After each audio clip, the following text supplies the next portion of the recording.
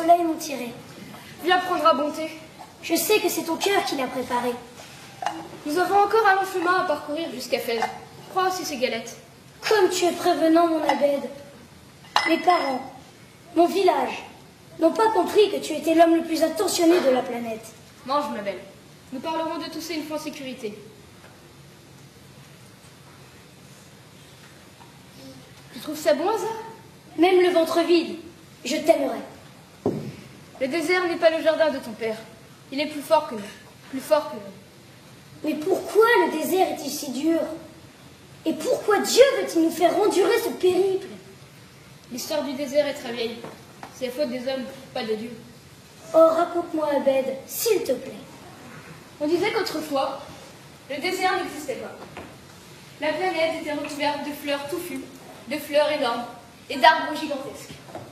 Dieu avait donné ce paradis aux hommes. Mais il y avait mis une condition. Laquelle? Si le mensonge prenait une place trop importante dans la vie des hommes, une parcelle disparaîtra chaque fois. Il n'y aura plus que sable, soleil et aridité. Et vois autour de toi, l'homme ne peut s'empêcher de mentir. Plus il ment, plus le désert devient grand. Tire-lui de côté! Fuyons le désert! Fuyons les mensonges! La route est épuisante par cette chaleur. Veux-tu un rafraîchissement, Aya? Pas de refus. Si on m'avait dit que cette traversée fut si pénible, j'aurais pensé en trop long le voyage. Ma sœur est toujours partisane du moindre effort. Moi, c'est l'ennui qui me fatigue. Pas un divertissement depuis notre départ. Du sable, du soleil, du sable, du soleil. Et ces animaux qui blatèrent sans cesse, j'ai mal à la tête. Et puis ils sentent fort ce dromadaire. Quelle idée de ne pas y laver de temps à autre. Du sable, du soleil, du sable, du soleil et des dromadaires. Qu'il faut rien, ma marchandise est toute tachée. Comment je vais faire pour la journée? Comme si on avait des clients d'en plus finir. Qui me remboursera? Que font les hommes du sultan? On n'est même pas protégés, nous sommes que de pauvres commerçants, nous n'avons que peu d'intérêt. Qui es-tu? On ne t'a jamais vu dans le bois. On n'aime pas beaucoup les étrangers par ici.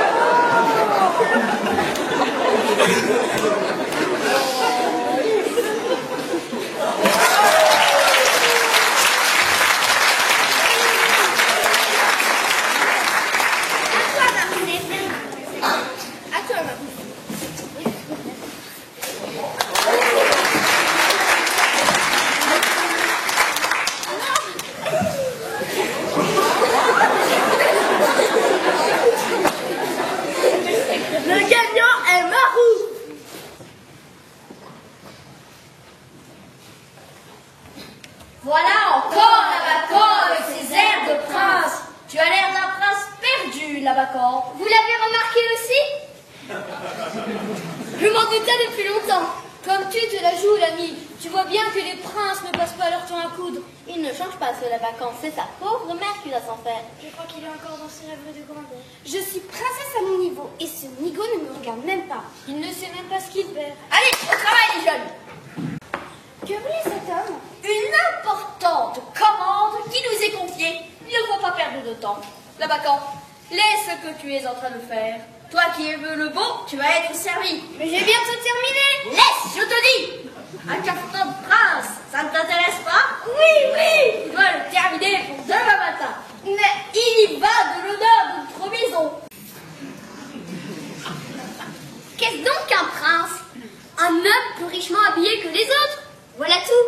Si le sultan revêtait le costume d'un félin, si le mufti, si le kénis qui dépouillait les ornements de leur dignité, qui pourrait dire en les voyant passer?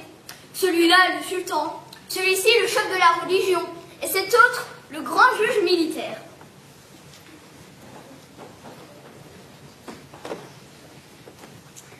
À quoi reconnaît-on les émirs? À leur turban vert? Oui, le costume et tout. Et si je pouvais avoir un caftan comme celui-ci, nul ne me contesterait plus qu'à ma qualité de prince, et parviendrais-je même alors à retrouver mes nobles parents. Mais pour cela, il faudrait d'abord que je quittasse Alexandrie, régent trop grossier n'ont pas su présentir mon illustre origine. Une petite couronne avec un sceptre. Et toi, maître Labacan? Une aiguille de tailleur, une bobine de fil. Mon fils, viens que je t'embrasse. Quant à toi, chien maudit, tu périras sous la bâton. Grâce pour lui, mon père ne me refuse pas la première prière que je t'adresse, mais que la joie de mon retour ne soit pas attristée par des supplices. Sois donc épargné, misérable, puisqu'ainsi le veut mon fils, mais que le soleil levant ne te retrouve pas dans mes états, pour ne pas servir de pâture en corbeau. En ce jour béni, faites entrer les derviches.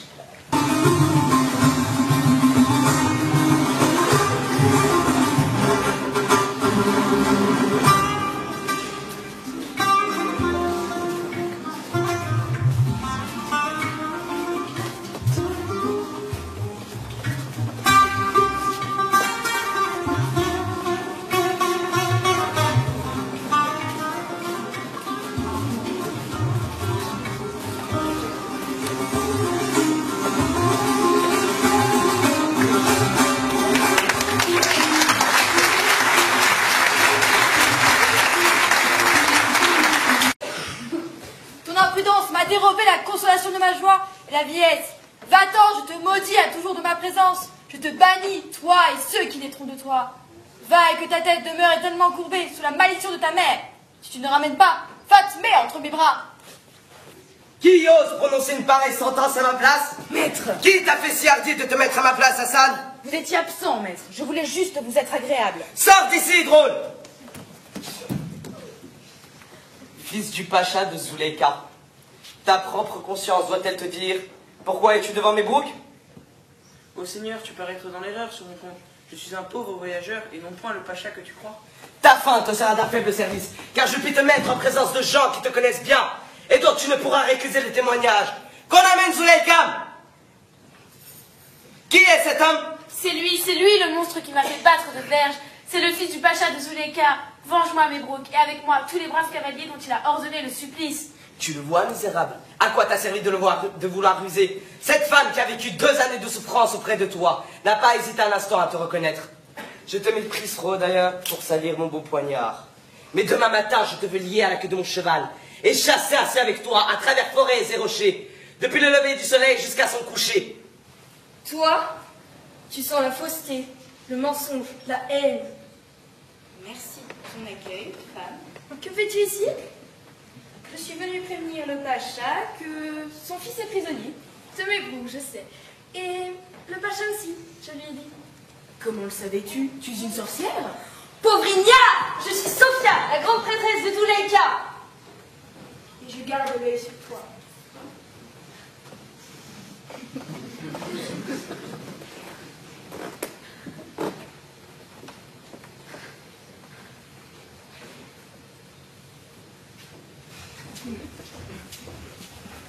Ah, merci étranger de ton message, mais comme tu le vois, Sophia, ma belle, me tient informé de tout et de tous.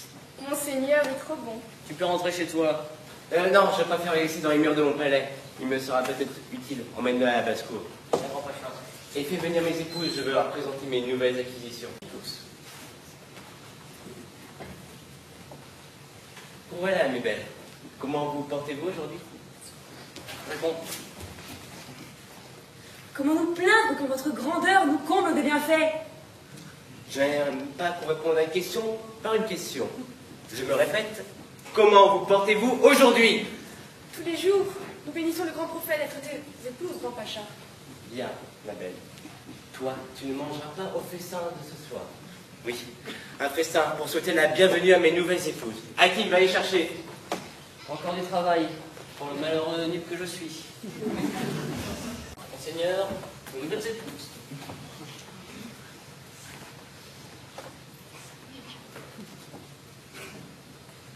Qu'elles sont belles, n'est-ce pas, Sophia? Très, votre excellence, très. Pleine de jeunesse et d'espoir. Facile à manier, à moduler selon vos goûts. Présentez-vous devant votre bienfaiteur. Allez, qu'attendez-vous? Timide, comme tu les aimes. Ainsi tu veux te prendre pour un homme? Tais-toi, serpent! Vous êtes chez vous maintenant, mais rien à craindre. Je m'appelle... Fatmé, Zoraïde. Charmant, charmant. Mais ces prénoms font trop campagne. Mirza Mirza Mirza! Tâche de leur trouver d'autres prénoms.